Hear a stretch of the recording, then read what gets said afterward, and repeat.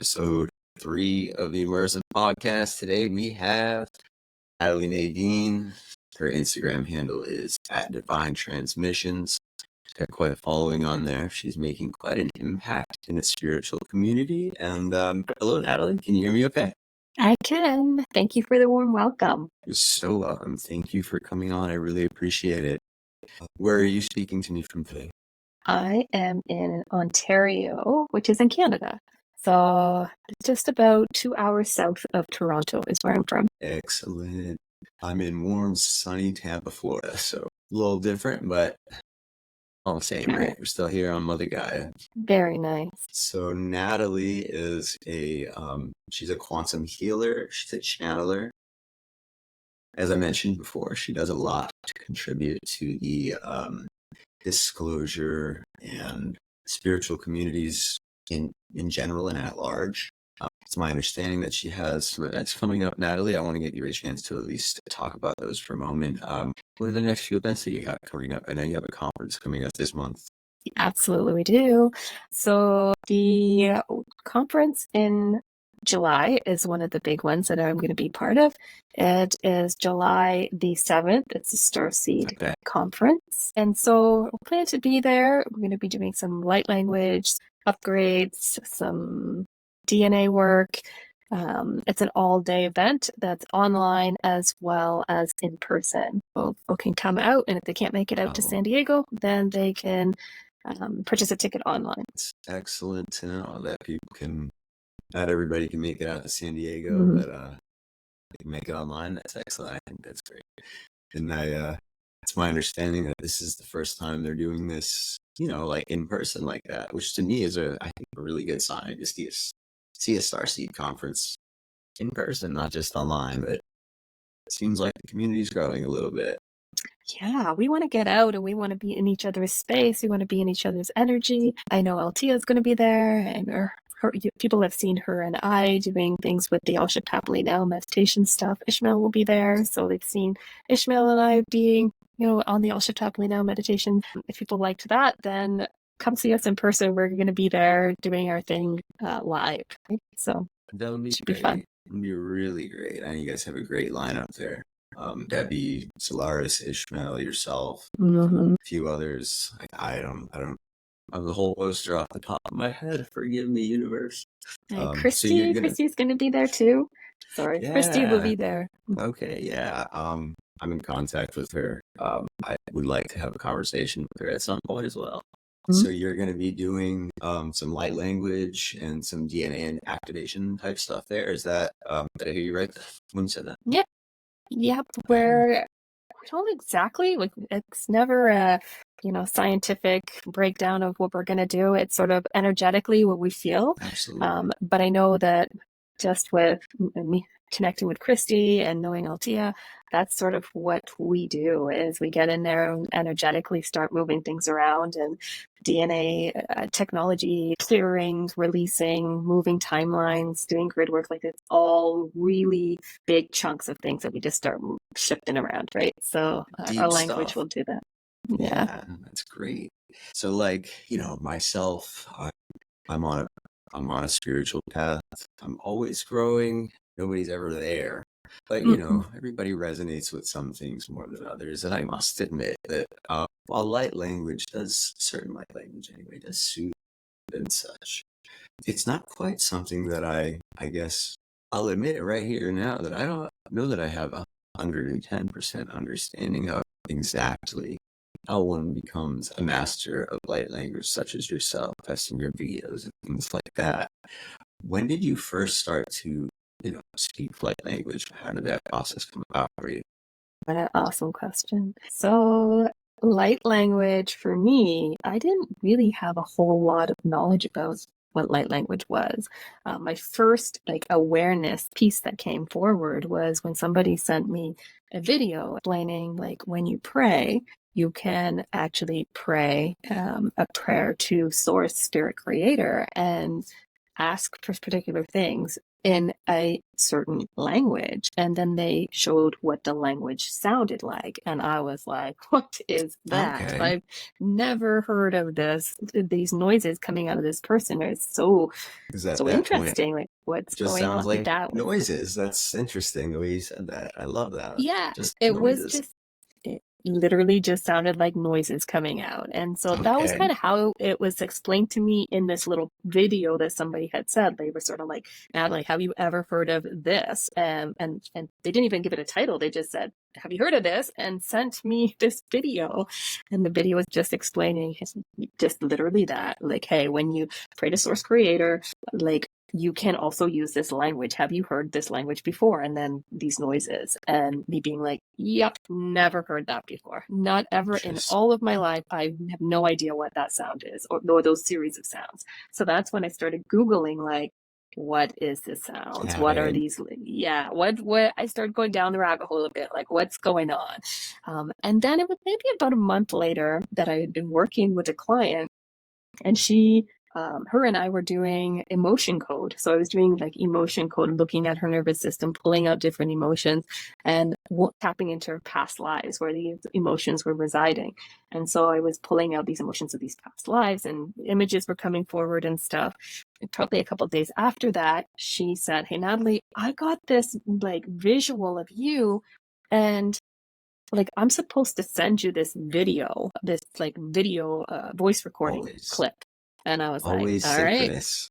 right? It was very synchronous how this happened. So I was waking up in the morning and I get this message and like, hey, will you listen to this? I'm supposed to send it to you. And like, that's pretty typical how my mornings start. People send me things and I listen to them and I'm like, okay, sure. Yeah, I'm like we listening all to get this. reels from our friends in the morning.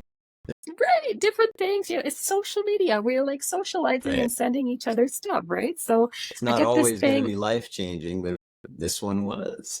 I love This it. one was. And so she sends me the little bit of an intro, like, hey, Natalie, I had this visual of you and this noise started coming out of me, and I'm sending it to you so you can kind of listen to what's going on. And I was like, all right. So I like listen, thinking she's going to talk in English to tell me something that's happened, not at all what happened. So I push play and I'm listening and I hear, what is going on? Like, I'm like, Speaking in tongues, I don't kind of. even know what's going on. So I continue to listen to it because I'm now curious, like, what is this? I'm trying to like assess it, analyze it, pull it into some kind of box that I can reference it to something that I know about or have seen before. Pull it into the human lexicon of knowledge that we have, put it into one of our boxes and label it nice. Yes. And so I'm like trying to like cross-reference. My brain's like working a mile a minute. And then all of a sudden I hear this like pop. And it sounded like the membrane inside of an egg. That sound is like when it popped. Okay. And it was inside deep in my head that this pop happened. I felt all this pressure and then and I was like, oh, what is that? And then it was just really warm.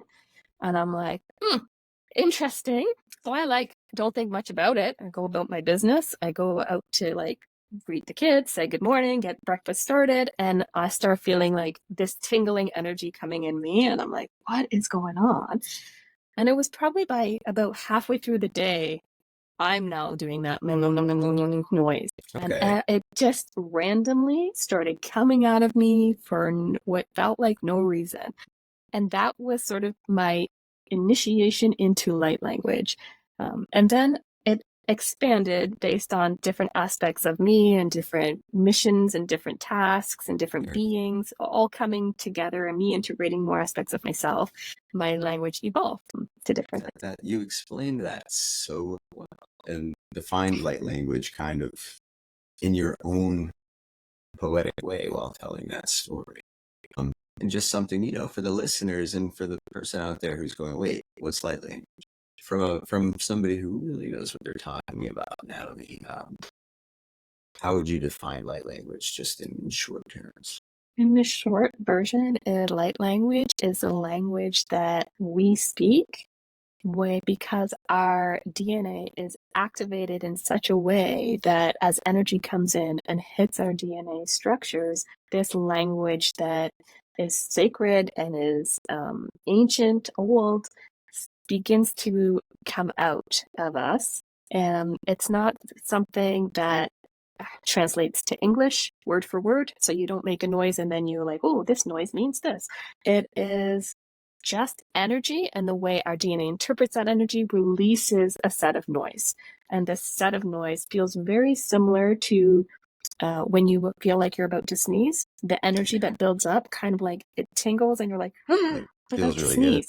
That feeling, yes. And then you can either hold it in and kind of like go off to your side and like sneeze, or you can just allow it to flow. And Just when you just let full it blown let it flow, and out. yeah, and that's when you're like, it feels really good to just let the noises come out of you. Okay. So were you, that's, by the way, excellent definition of a term Thanks. there, because that's something that people ask me just simply for knowing people who are involved in this speaking light language, studying light language. And it's like, I don't always know how to answer. I don't want to answer the question for the collective. I'd rather have Natalie Nadine answer that question. So that is actually a really great answer to that question. And I appreciate you taking the time to go through it like that. Absolutely. Were you surprised when that started happening to you? Or were you like, yes? Are you excited? Or were you like, no way, this is crazy? Did you think it was a little crazy, or were you like leaning into it excited? I didn't know what was happening. So I didn't know what the pop sound was. I didn't know what the warm feeling was. I didn't know what the noises were. And when it first happened, I was very sensitive to energy. And so like going out into the community, it felt like it just feels so Heavy tingly. dream. No, it was more like a clairsentient feeling. So it was more of it was like, it felt like someone's pouring glitter down your spine. Okay. It tingled, like it's almost like a kundalini energy going up and down your spine, and you're like, when you're near things that are energy charged, it just was so like tingly through your whole system. So that actually kind of brings up something that I didn't even think about. So like with light language, is that something that you can just do on command, or is it something that comes on and maybe even like uncontrollably in a situation like you just said, where there's an energetic exchange between, yourself, your soul, your whatever fractal or monad or piece of your soul that's having whatever experience it's having interacts with whatever it interacts with. Does that pull light language out of you? Is that when you are able to communicate that way and, I guess, for lack of a better word, purge out that light language and let it be spoken? Or is it something that you have kind of developed the ability to do at any time? So yes to all of the above. So there's different times for different things and different languages for different things. So there's as I got more and more of my fractals and integrated more and more of myself back, I was able to have more control over my sneeze, basically. It's at first, it just feels like you're just like a child, right? Like they don't know to cover their mouth and they don't know to like, right. They're just like, chew, and you're like sliming people. Yes. So that's how it was like for me when I first had my light language. I would be like, hold on a second. And I would like language somebody, right? And I'd be like, sorry, I just like languaged you, and I'm sorry. I don't know what it was. No offense. Yeah, exactly. You were like, and people that learned to know me knew that like that's, they could have see by my expression, like you're about to light language, aren't you? Like you're about to sneeze. I can see it building up in you. Yeah, okay. But then as I got better with understanding, not even understanding, but better at integrating, like letting things settle in through me, and the parts understanding what roles they have, and my spiritual team understanding how I operate, then we all work together to better really just work as a team, integrate everything. So it became easier. So I would go out into community and I would be able to be like today, I was out, I was in the community, and there was a lady that stood up and limped, and I was like, I wanted to get in light language, but then my like self was like, it's not a work time. Like it doesn't need to be a work time. So it's always kind of right there, but then you can have that filter now that comes in and it's like, hold on a second. Like we don't need to A slime her. little more governor on the horsepower there. So Yes. Whereas okay, when your gifts come in, there's a tendency to have them dialed really high and then you to dial them back and set dial them them at a down. place where, yeah, it feels good for you. So now we're at a place where it Okay. feels good. I can now be places. There's things that do automatically still trigger it. Like my youngest child, he's 3. He just turned 3. When he says, "Hey, mama," it's automatic. Like, what do you need, my love? Like, it will always come out in light language when he Mm, says certain things. Um, that's something actually I was just curious, like a factoid. I guess you don't mind admitting you're a mother, and that's great. mhm. I was raised by an army. My mother has 4 sisters. I was born into a house. My mom, her 4 sisters, and my grandmother, and then I have a sister. Army of Okay, women. no kidding. That's funny. Men definitely raised by women, which I guess is kind of common in this generation. Okay, cool. Pardon me one sec. But I wanted to ask you, and I'm glad you disclosed for us that you're a mother, because I didn't Mhm. want to make that known without your, Nope. permission. How much, and you can answer this in any way that you would want, but how aware are your children of, you speaking light language and that you do frequency healing and quantum healing and channeling and things like that? Is that something that, and like I said, you can shy away from this if you want, or you can completely answer it however you would like. I'm just curious. Is that something that you let them learn or let them go into if they're curious, or is it something that you kind of hide from them? For each of them, they kind of just all go at their own pace. So I have my teenager who is 17, Okay. and he has been aware of other things for like as long as I can remember. So he would come as a like 2-year old and tell me someone's in his room playing with him.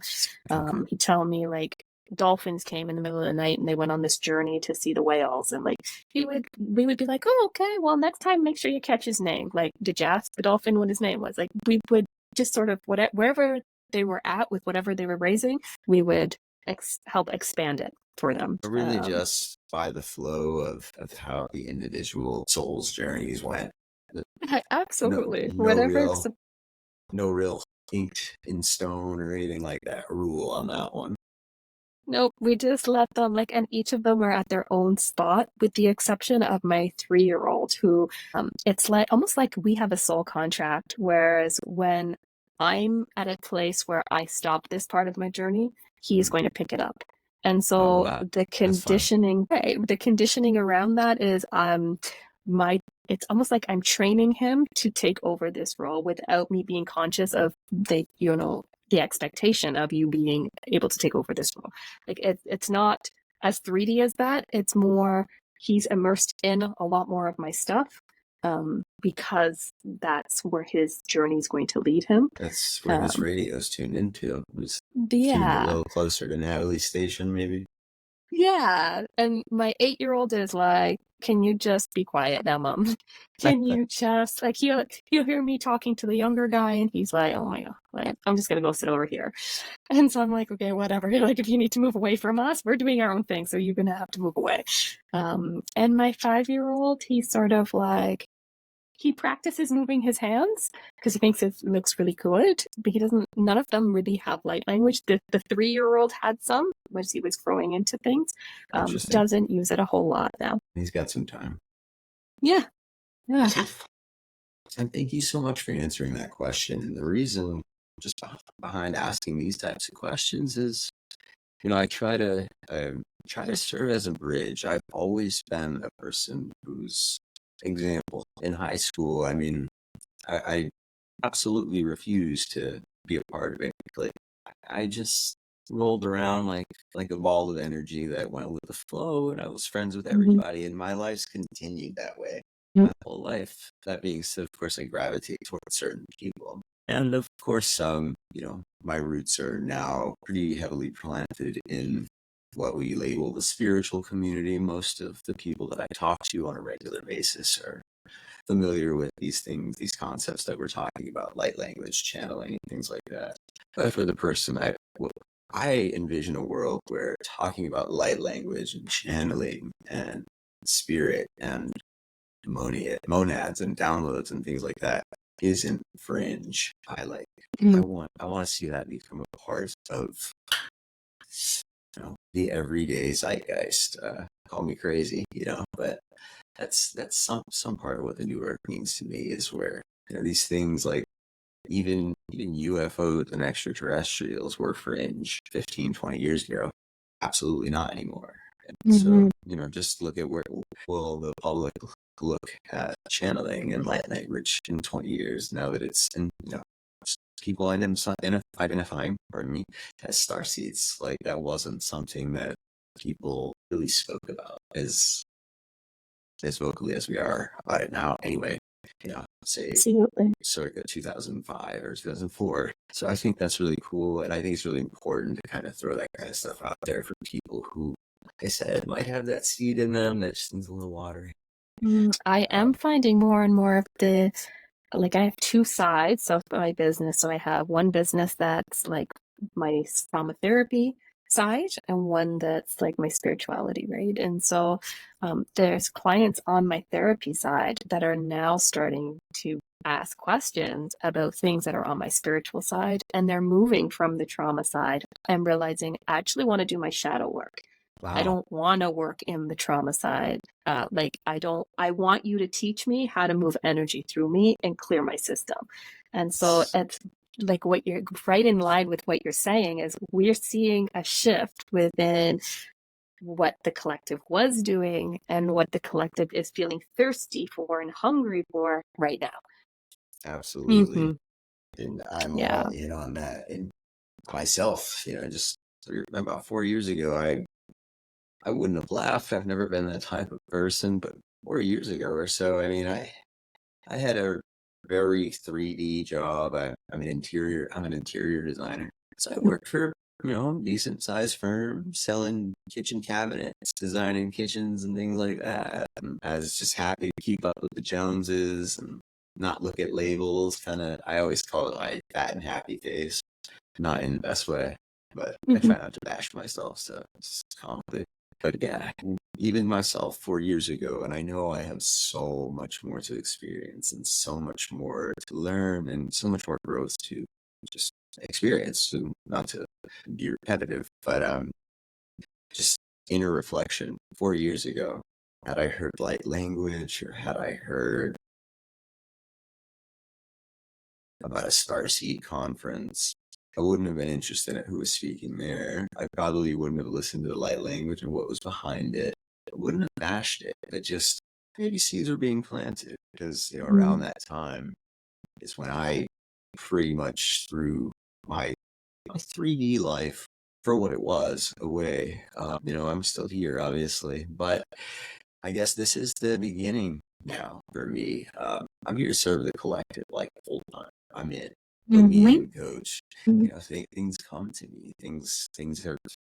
It's amping up, and it's beautiful. And what I landed on was, hey, you can have great conversations with people like Natalie Nadine and Ishmael Perez and Sarah Cosme. She'll be on soon, etc. And that's what I'm doing. And while I may not be channeling or doing light language or anything like that, if I can give a platform to people that do who are, that makes me feel better than if I sold a kitchen today, or if I, sold a set of countertops today or something like that. I'm just much more in Absolutely. tune with where I should be. Absolutely. When you follow that inner drive that's connected to light source, right? Like, it feels so good.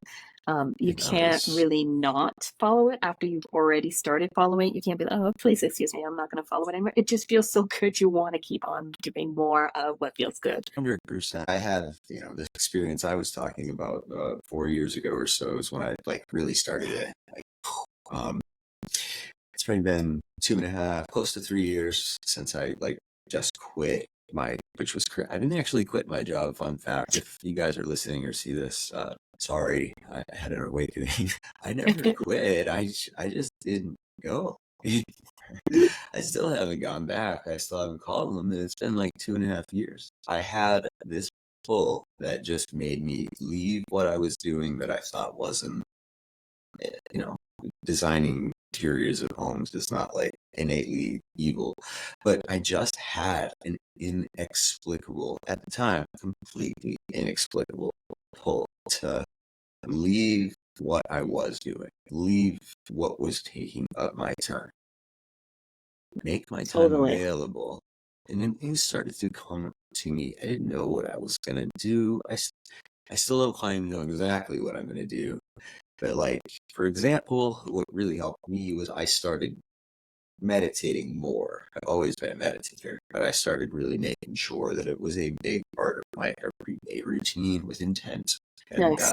I chose to use frequency healing, putting on certain Mm-hmm. frequencies and things like that. That's I'm my background, so I used to be a professional musician. I guess I still am. And just I haven't been on stage in a minute, but that's another conversation. Um, Beautiful.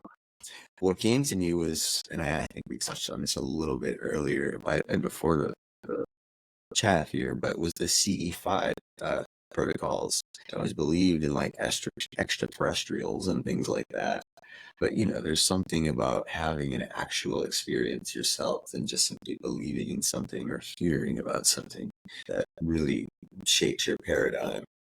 From that point on, that was the physical rabbit hole for Avatar Tyler's life. Like, Mm, something magnetically pulled me away from a life that was I could have done for 40 more years, retired and just been fine, like yeah. a lot of people do. And no problem with the people that are doing that. I don't judge anybody. I don't mean to judge anybody by saying this. That when you said you had that pull, I just really identify with that because it wasn't towards anything. It was more away from, which I Mm-hmm. kind of see now was attachments and distractions and, things that are really related to ego. I For salary, the wardrobe that you wear to the job, the office, all the things that some people place value on. That's not terrible to place value on, but I placed a little too much value on it. And then meditation came back into my life, and Stephen Greer and CE5 comes into my life, and it starts actually working.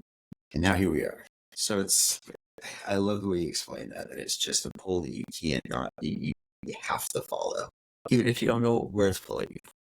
You have no It's idea. a great way to put it. It still happens. It's not that it's gonna just be a one pull and I followed it and it's done. Like, No, it's yeah, ongoing, right?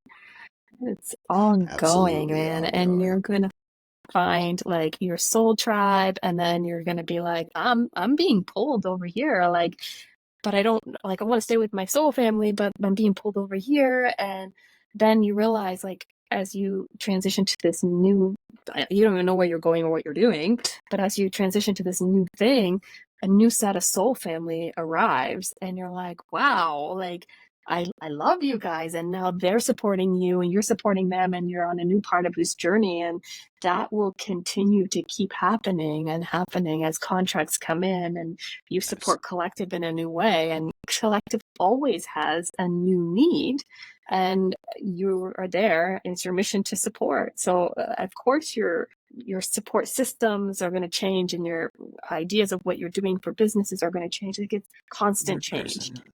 That's the name of the game, is constant change and the ability to. I Be used to think flexible. it was be, be flexible, and I used to define that differently. Uh, I, Mm-hmm. I love what you're bouncing off here because you're pulling words right out of my brain. And that's a good thing. I used to think the goal was to be flexible, be Mm. adaptable, so that no matter what's thrown your way, you can, change and adapt to it or put up with it, tough it out, Yeah, because things it's will get different. better eventually. But that is not what that means. To be flexible, No. I mean, in my opinion, anyway, to be flexible, to be adaptable, to be anything, to be is just to be. And that could mean being completely fine with, maybe you win the lottery, or maybe you're a musician and you get a great record contract, or also being fine with, we all have tragedies that, both big and small in our lives. It could be, you get a traffic ticket. Maybe you lost something that was of value to you. Actually, recently, my mother passed away. She passed away 6 weeks ago. I was extremely close to her. So I'm 54 years old. It was not, like I mean, I guess it was her time. My old self wouldn't have thought that it was her time. I would have been angry at everything, and be lying if I said there weren't parts of me that weren't still a little, I would just be lying. But these days, being adaptable, being flexible means just being able to drop the word after be. Just that's it. Just be. Just go. Yeah. It's like blind trust, right? Like jumping out of the plane and like, I don't know what's going to happen. Like, I guess a parachute's going to open at some point, right? Like, you just have this absolute blind trust that you don't know how it's going to be okay, but somehow you're going to land on the ground. And the best case scenario is going to happen because you don't have a plan that you've planned yourself. It's divine source is going to create a plan as you exit the plane, right? Like, it's just, and people are looking at you like, what are you doing? What are you, like, infected? Are you like, are you sure you're connecting and channeling this right? Because like, this is some crazy decision making you're making. Well, you know what? I'm just trusting in myself at this point. I'm trusting that the energy coming in and I know what I'm doing.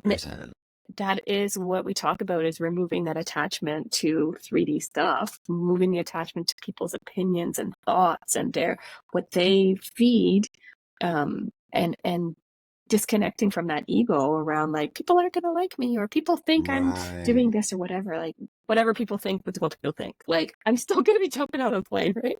Like, it's crazy. I think that's great that you point that out, because, we often talk about, a lot of people, I mean, we as humans, we often talk about ridding attachments and, metaphorical term of ego death.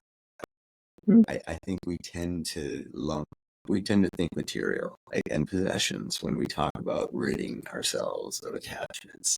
And I think you pointed out something great there when you said you actually led with attachments to others' opinions before talking about attachments to, because that is what it is.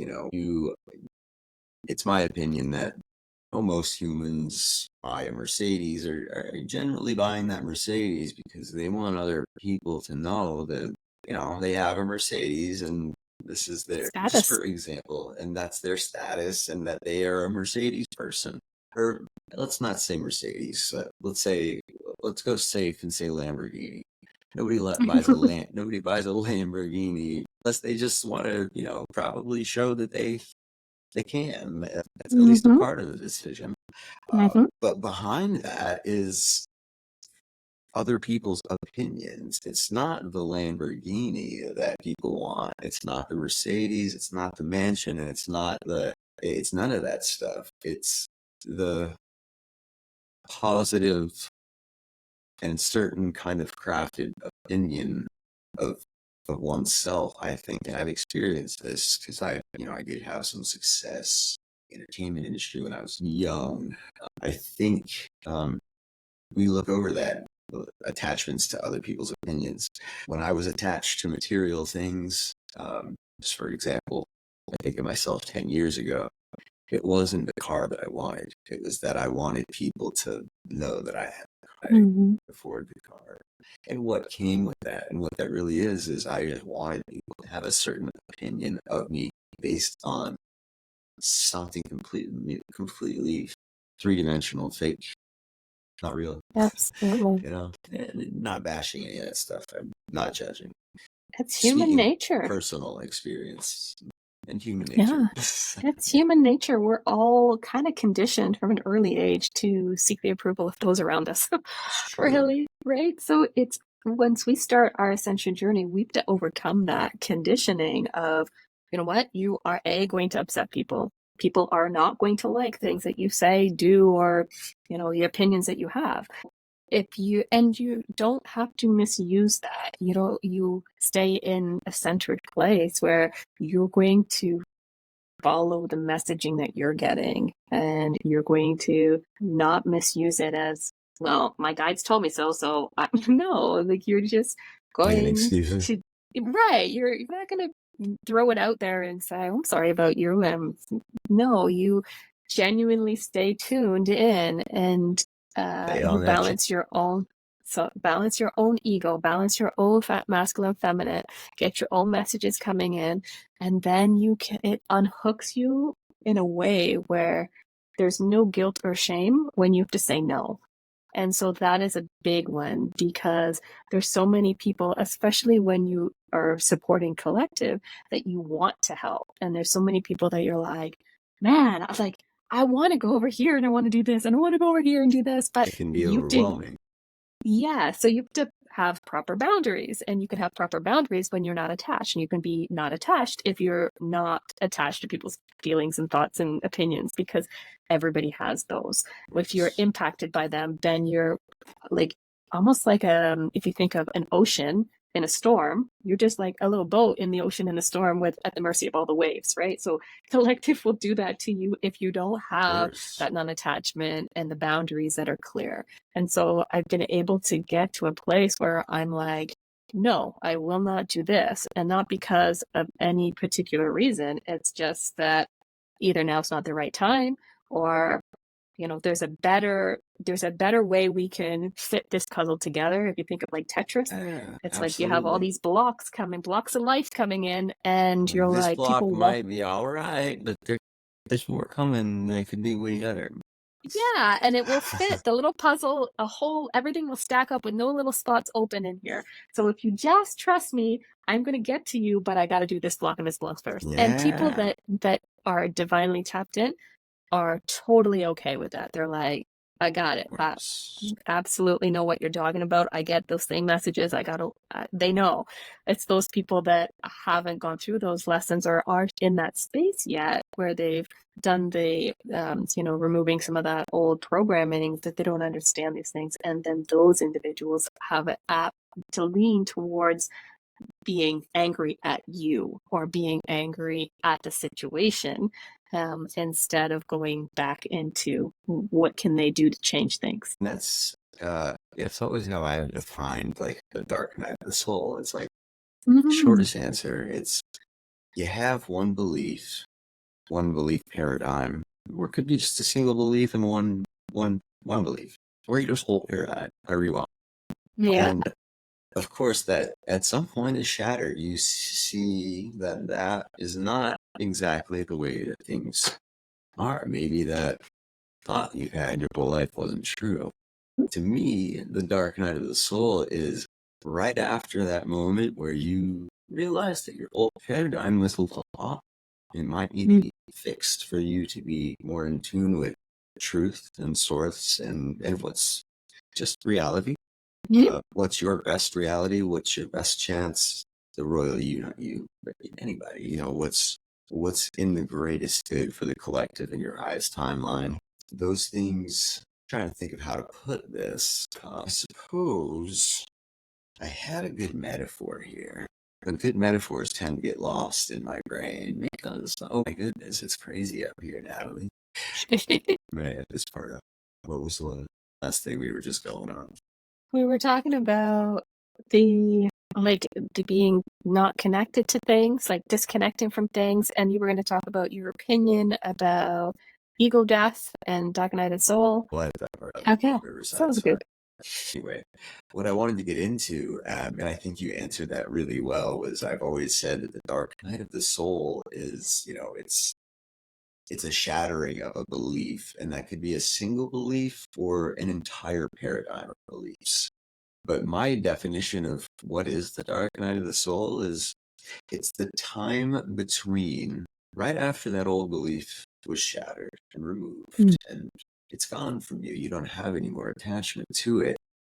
But that's not the end of the work. There isn't anything there yet that has replaced it as a new belief, as truth to you. Maybe it hasn't been revealed yet. There isn't a new paradigm yet. Or, maybe there's a one's starting to take shape, but it's not fully formed enough for the first person to feel comfortable in yet.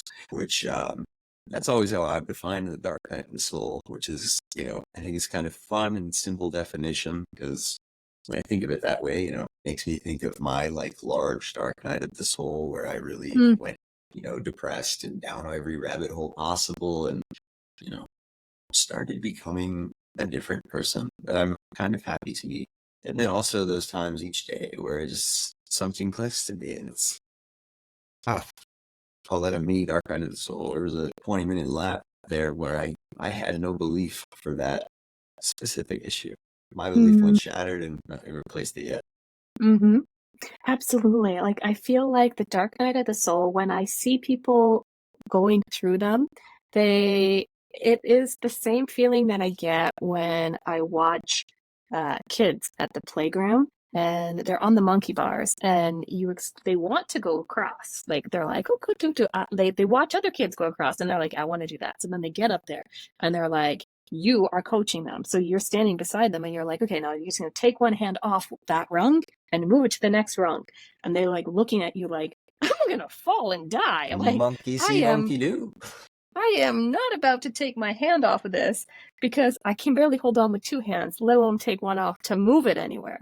So that's the equivalent of like when we're going through our dark night of the soul, we have taken one belief, because we're realizing, like, in order to believe something different, we have to take our hand off the belief we're holding on to and move it to something else. Well, that something else is like A, far away, and B, we have no momentum to swing to that something else yet. Right. And so we're just hanging undefined there. Yes. So we're like, la la la, we're about to die. I don't know if we're gonna live or not. Like, we really kick our nervous system into this high drive of fight, flight, freeze. I'm gonna die. And then expect some sort of like framework to come and build in a new belief system, which is, it's all very difficult. It's a process. And I mean, there is no one true belief system that like you can read a book on. I mean, everybody has their, in my belief anyway, everybody has their own role and their own, way they should be looking at things. People have different opinions and views than me, and I know that's just fine, and that's great. And they're serving a purpose just like I'm serving a purpose. Because if we were all the same, well, that wouldn't be very fun.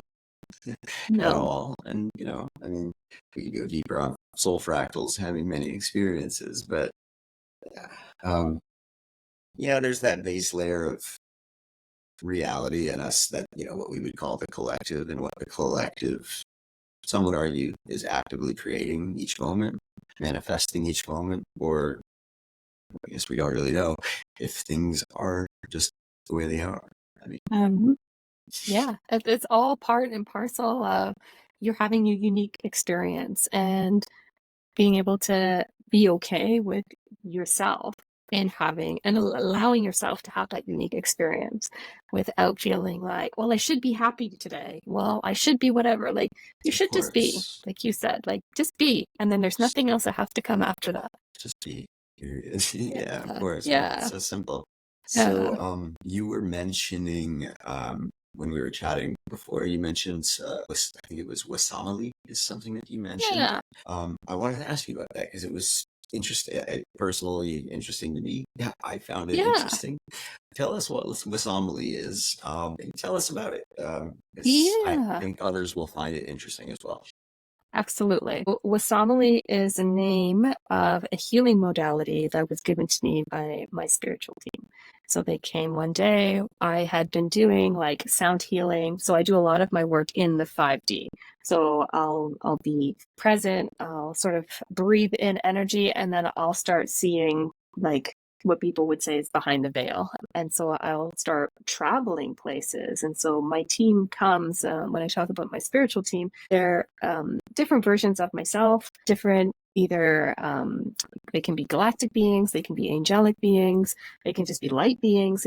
They are a whole smozzle of makeups from all over the place. Yeah, they all come in and they help create a bit of a collective team around me. And so what was happening was I was being taken to different places and shown different things, and they were showing me different healing ways. So teaching me how to like put my hands up and move energy through. And I was like, well, that feels like Reiki. So some of the things that they were showing me, I could move back to our frameworks that we have here on Earth.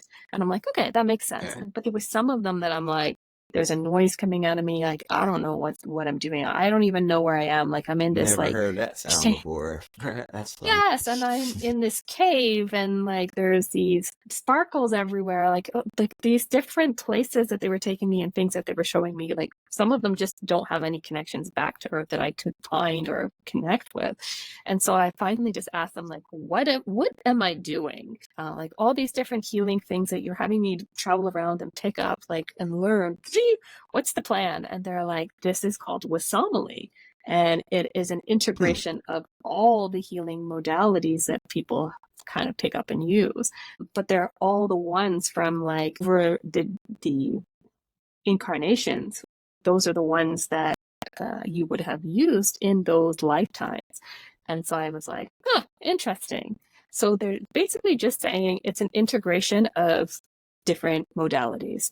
And the way it works is client comes forward, they come in for session, and instead of maybe doing like quantum healing that we know of, where we either like do a bit of a countdown and relaxation and a bit Going of through a like a hit, trance. yeah, so the idea of hypnosis. I don't do it in that way, but my spirit team was like, those practices paved the way for where we were in the ascension at that time. With all the solar flares and all the progression that we've had over the years that those systems were established, we've moved from that point. Those have their place, but we Absolutely. also now have access to more. We just have access to more. So we're going to use those other things that are accessible now. Makes a ton of sense to me within, I guess, the paradigm of view I have of what ascension is. And I don't want to take credit for this. Ishmael Perez defined this for me. This is his definition. But I asked him simply, what is ascension to you? One of those silly teaser questions. His answer was that ascension is the smaller fractals of the whole returning closer to the one. It's not about being up or down. It's just the fractals coming back together, and achieving full ascension would theoretically be something like just being one, being source, versus descension being, fractals dividing and separating, just in order to have those different experiences to make up the entire ether and everything like that. So when you talk about Wesomily there, it sounds right in line with that definition of ascension, where there's all these different modalities that in some cases, and I must confess, I'm not a practitioner of any healing modality in that sense. You offer, one-on-one guidance in certain areas, but I'm not a practitioner of Reiki or anything like that. But I think it sounds like, we've got that Reiki with that tarot. We've got all sorts of different traditions. You could probably list 20 different traditions right now that different people use. Wesomily sounds like just something closer to source than the separated fractals of all the different practices that people are doing. Right. And that's kind of how they broke it down for me as well. They're like, it's not supposed to be in silos anymore. So I'm not supposed to. So I was thinking, like, shouldn't I just go and take a course in like Reiki, or go and take a course in, I don't know, something else? There's so many modalities. Like, what should I take a course in? And they're like, you should not. You should go within and access the sacred knowledge, that the things that you used to do, like pull more aspects of you back in basically that Ishmael ascension way that you laid out. And so I was like, I don't understand how I'm going to do that. And they're like, you just signed up for it. Like, we're going to start taking you places, and you're going to start like, yes.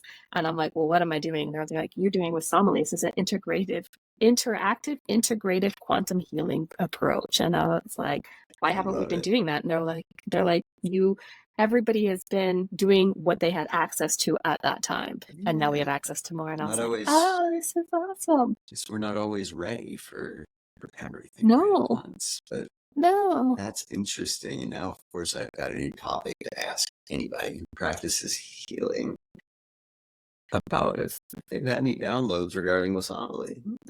Yeah, Because exactly. And wouldn't it be amazing to find that you've had this download, and all of a sudden, 6 months from now, it's Wesomily is the word. It's the number one searched word on Google, and it's the popping up. seed that pushed us to critical mass, where more than 10% of the population's awake. You never Yeah, know. It could be anything. It it could was be could so be Wesomily. totally. Yeah, and I mean, it was so hush hush.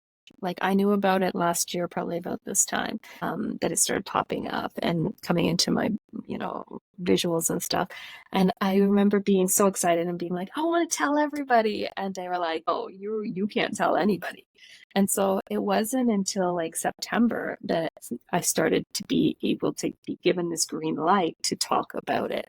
But it was only in like tiny little snippets or tiny little teasers. And there was no real like free for all, Natalie, go talk about Wesomily until today when they're like, you can talk to Tyler about anything related to Wesomily that you want to talk about. And I was You like, absolutely. wow, I'm so it's glad that you awesome. did. Because I'm It's gonna so go and good. like meditate on the word Wesomily and probably go it and like Yeah, ask a few people about my human nature is gonna be curious now. It's just the way she yes. goes. And it has been like such a cool journey. Like there were different healing people that when I dropped a little teaser, people that were doing Reiki and people that were doing Akashic readings and people that had been doing some of the healing modalities came Yeah. forward and they said like, hey, Natalie, I think I'm supposed to talk to you about Wesomily. And so they formed a group with me on Monday nights where we opened a clinic and we were able to bring in different clients that weren't necessarily able to come to a full session or they needed support in just a tiny little thing. Of We would course. bring them in to do the Monday night session. And how we do it is I always tell people it's like a clock. All the practitioners work as a collective. We all feed information to each other as we would numbers on a clock. We stand around the client, so the client kind of envisions us that way, and we envision ourselves that way. Somebody on the number 2 wouldn't not necessarily see what somebody on number 7 would see. They would totally different perspectives of what's Perspective's going just on. different. Yeah. Okay. And so that's kind of how we lay it out. So there might be somebody that really feels a lot of pressure and heaviness in their chest. And there might be another person that's like, I actually felt all this pressure behind my back, of my head. There might be another person that's like, I saw like colors and the colors were moving fast. So everybody shares what they see. And then we go into the records and we pull out what we're seeing based on the records. And again, it's all these different lives that this theme has popped up for this individual client. And so then we go into now we've got all those lives, we've got the theme, and now we're going to look at what's next steps for this client. So we It's ask the client. it's not just the regression and stuff like that, but from that point, No, then there's actually some energy work and some grid work and things like that done. yeah, like So the it's kind client of is like part of it. The QHHT client, merged with typical quantum healing, Reiki, and almost a bit of traditional client versus talk therapy, but yeah, in a it different is. state. In a different state, yeah, Yeah. and it's all access. Like we can access their higher self by just like we ask, and we can access the records. We can access like up into the angel realms to ask like their guardian angels or whatever, whoever's on their team to assist us. But there's a lot of like we whether it's pulling back soul fragments and integrating them, or we do what's called etheric numbers as well. So we will go in and we'll say, actually, we're doing a body scan and your liver is burnt out. So we're going to go in and find out what's burning out. Why is the energy burning through your liver like that? So then we'll go in and we'll look at different things and get answers as well. So it's just a really cool system. Absolutely. Absolutely. Well, thank you for explaining Wesomily a little bit You're welcome. further. You told me a little bit about it, in our prior chats, but I'm glad I got to ask you in this forum because, well, I want other people to learn about great things, and for those who see this, hopefully many, I got a further explanation on it, and I feel like I understand a little more, and I Good. love new rabbit holes to go down.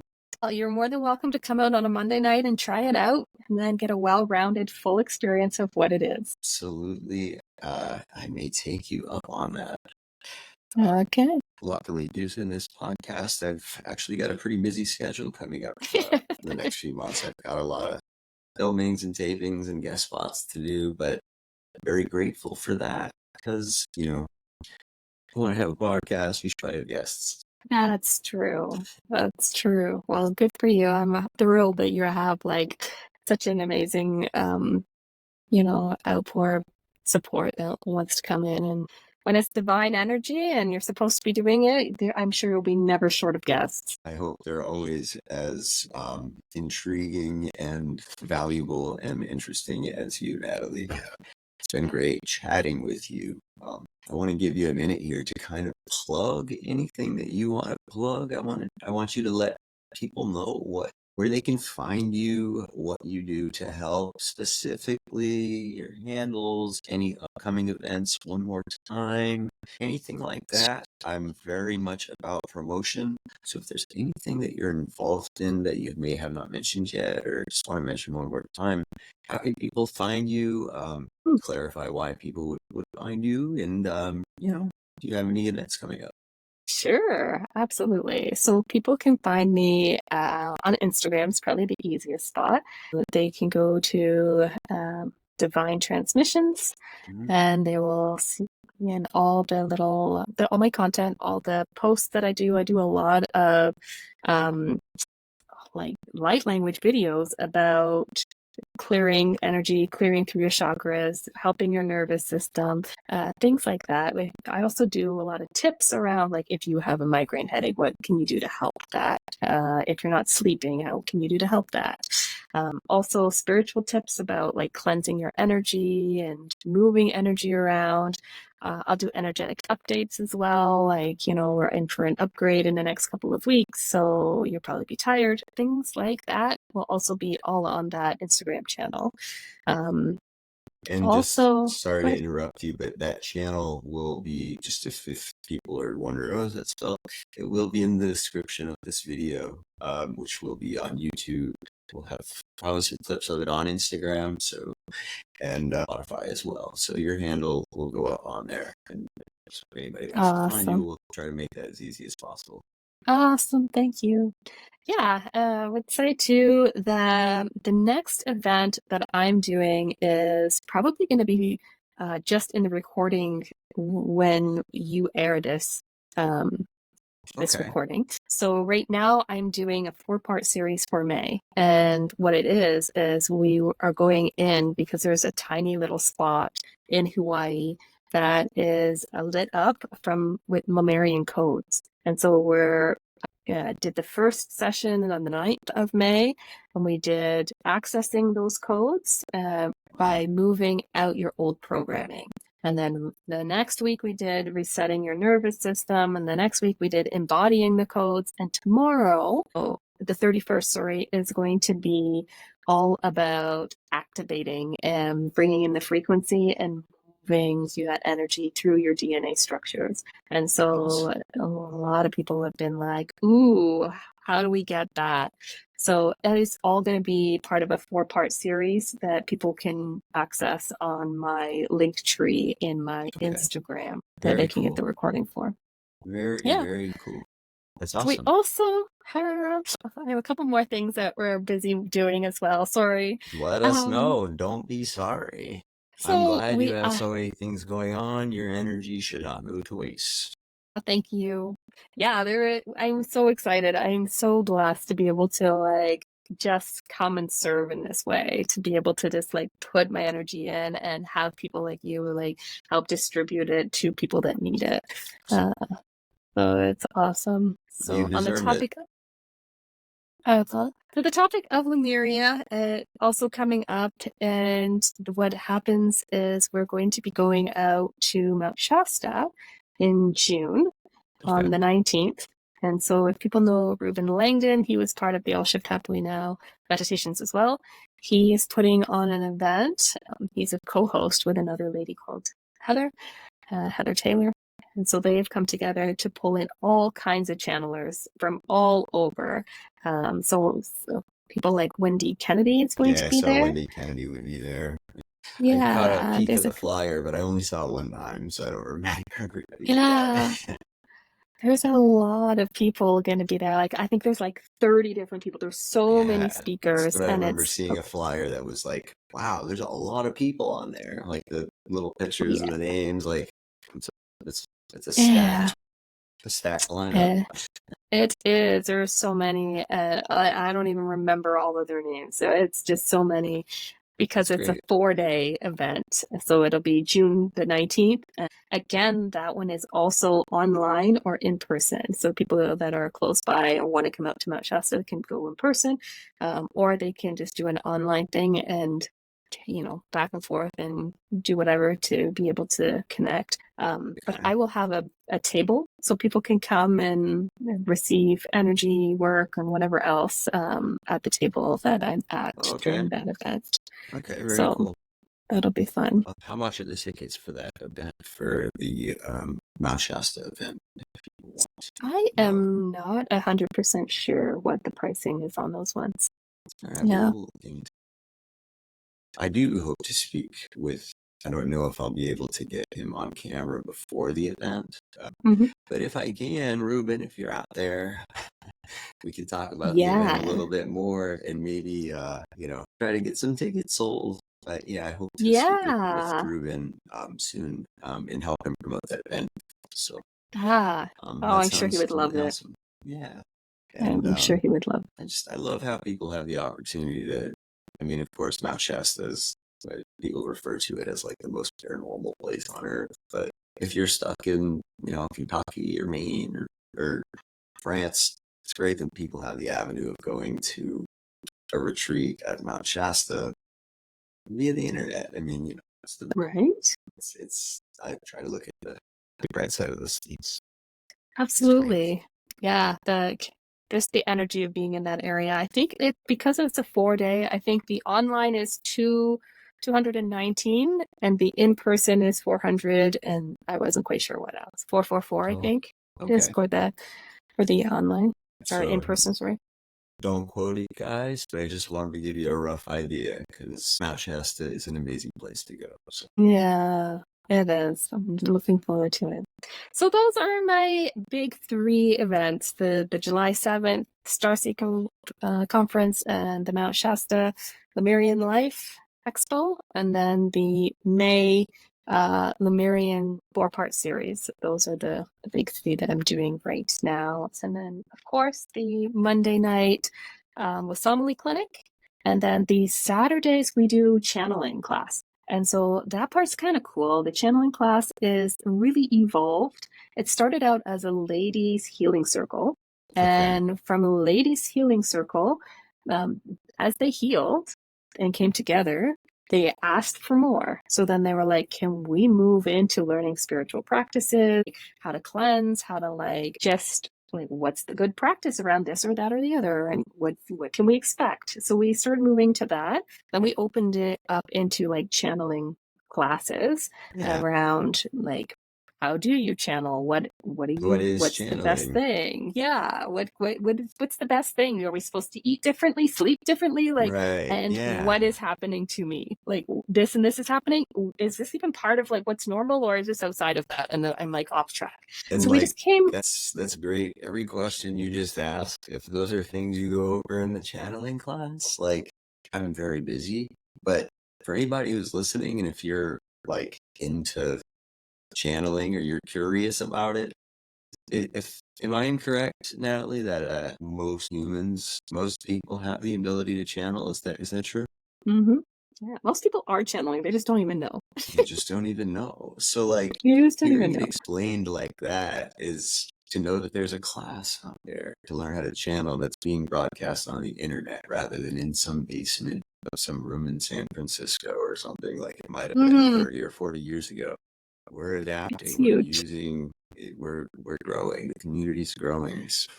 For the It's huge. for the person out there who you know who you are, your friend group is not gonna want to listen to you channel, or you don't think they're gonna respond very well to you showing up with a deck of tarot cards and reading for them. Maybe that's, you know, no medical advice, but maybe that's the universe showing you signs. I like to say watering that seed that was once planted. You know, maybe you're ready to start doing something to serve the collective. And that could mean Stepping into your mission. channeling, that could mean quantum healing, or that could just mean planting more trees and being nicer to people, wherever that starts. It's not weird. You're not crazy. It's actually very normal to recognize truths, let your inner voice speak to you, and know when it's the truth, and you know what's best for yourself. I know I felt a little crazy when I first kind of woke up, and I was afraid to talk to people about it. That's why we do these things, and that's why I acknowledge their growth, because it's important to me. Totally. And I would say too that I get one or the other. I get people that come in and they're like, I'm not going to be able to contribute. I don't know what I'm doing. I have no idea. Like, I'm probably not even supposed to be here. And so I get those types that really feel like they have nothing to offer. And then I get the other types where they're like, I'm too advanced. They're like, I'm too advanced for this. And so what we've done is sort of we use it like a practicum. So every week we go over some best practices. Some people have questions, and then we always do a journey. And so sometimes it's a healing journey, sometimes it's a healing for Gaia journey, sometimes it's some galactic being that wants us to go repair something. But we never really know where we're going or what we're doing. It's not pre-planned. It's always whatever the group needs, and whatever we do, it always comes back to us.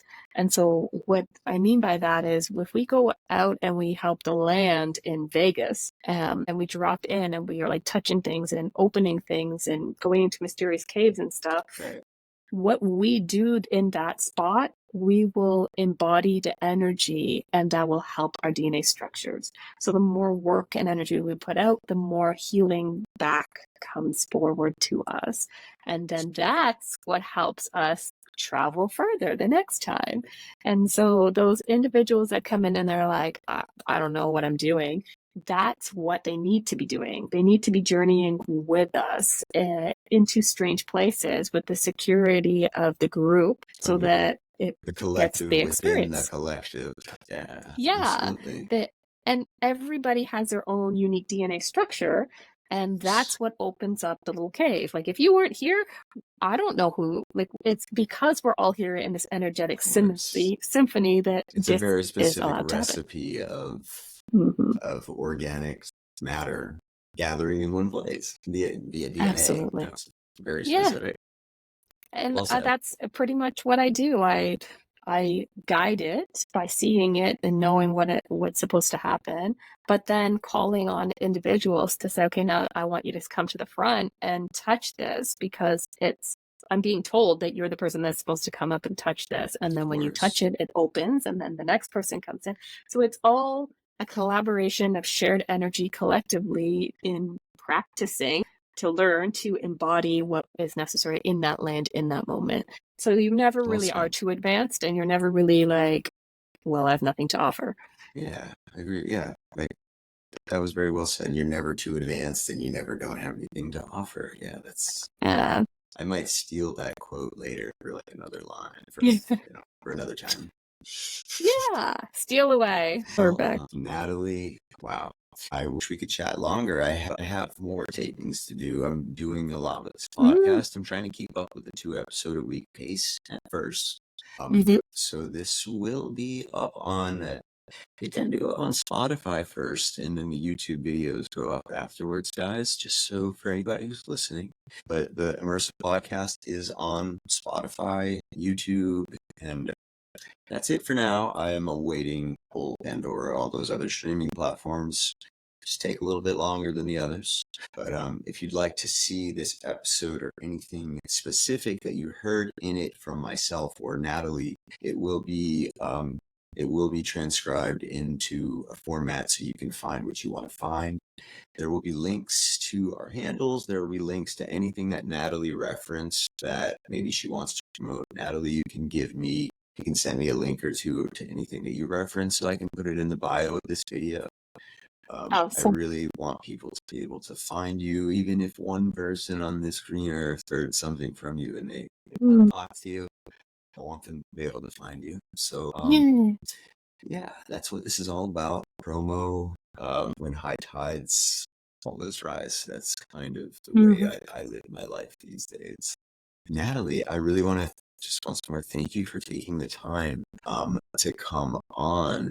But I'm going to throw something at you real quick, and you can say no if you want. Could you give us a little light language right now? Yeah, that'd be wonderful. Yeah, Okay. let's close it out with some light language. So, what we're going to have you do is just close your eyes for a minute. Okay. And when you breathe in, what you're going to visualize is breathing in almost like a turquoise blue smoke. So, as you breathe in, the smoke's going to come into your body and you're going to see it entering. So, and then you can exhale. And each time you breathe in the blue smoke is going to start to get crystals in it. It's going to look like glitter. And so each breath in, the blue glitter is going to enter your system, and you're just going to keep breathing in this crystalline energy. And what's going to happen is you're going to hear my light language, and the light language is going to set up a sacred container around us. This is just my language setting up the container. So tuyakiai, horoyarayade, shushudukoi, hayanaikyokai. So we are now in the center of this giant snow globe bubble, and the bubble is filled with the blue crystalline smoky energy that we're breathing in. And so as you're in there, I'm going to use some light language to just bring in some energy through your system.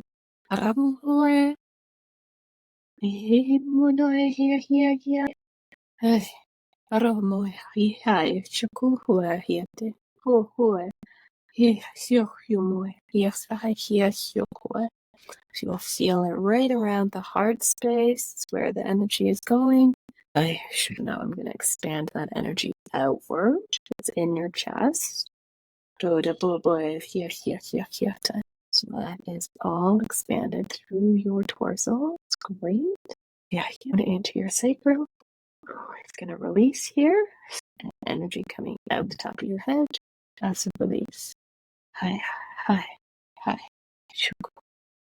going to pull energy to put through your sacral and up your spine. So that's the energy, and then moving up your spine. Hi. Sure. Yeah. So that's up through, shining the light out of the top of your head. And your bubble looks really good. Your energy through your system looks really good. Everything looks balanced. All your chakras are lit. Some beautiful crystalline energy through you. You can open your eyes when you're ready. Thank all you right. You're welcome. I felt the urge to tap on my heart space. Like that. I didn't even think about it. I just naturally did. Yeah. I did feel like a pressure in my chest. That's all I'll say. Yeah. There was a lot of energy that went in there, and then I was kind of just pulling and expanding it in. Quite interesting. Yes. Well, that's Natalie Nadine's light language. And as I mentioned earlier, really innate, I don't know a whole lot about it, although I know a little more now. Mm-hmm. after today. Um, just for those listening, no sponsorships or no brands here. Really did feel something in my chest that I felt the urge to tap it. So I don't know. Take that for what it's worth. But yeah, Natalie, that was Absolutely. amazing. That was really incredible. Appreciate it. Absolutely. You're welcome. So yeah, the Immersive podcast this is going to be episode 3. Tune in, stay tuned, follow us on Instagram. The page is at the Immersive Podcast. I'm the host, Tyler Tivador. My Instagram is at Tivador. You can also find me on Facebook, Tyler Tivador, and a shout out to my producer, Jane. Her Instagram page is at We're All In This Together. If you don't already follow it, it seems quite a bit of people following it. Jane is involved in this also, so shout out to Jane, my producer. I couldn't do what I'm doing if she weren't behind the scenes doing what she does. So everybody deserves credit. Natalie Nadine has been a great treasure of a guest to have a conversation with. I hope everybody enjoyed listening to hopefully all of that, or at least.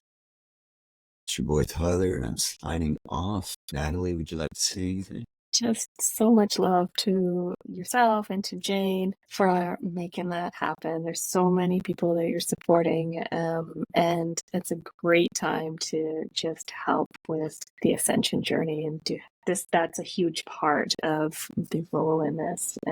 You don't have to be slinging light language and traveling to other galaxies to do your piece.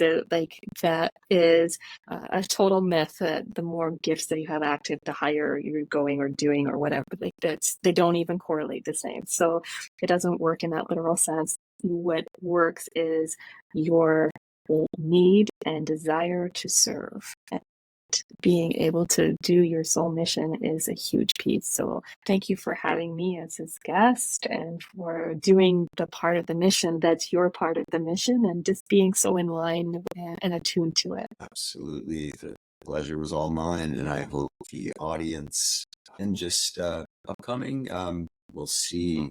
Her name is Michelle. She is a hypnotist. She practices in a different style than some of the other main Dolores Cannon School practitioners. Sarah Bressman Cosme will be coming on to talk about her QHHT experience. We have Debbie Solaris coming on. She's Akashic Records reader. Ryan Sprague, he is a full-time cannabis coach, and well, he's a master of all trades. Got some great guests coming up, and I hope you like what you see. I'll see you next week. Cheers.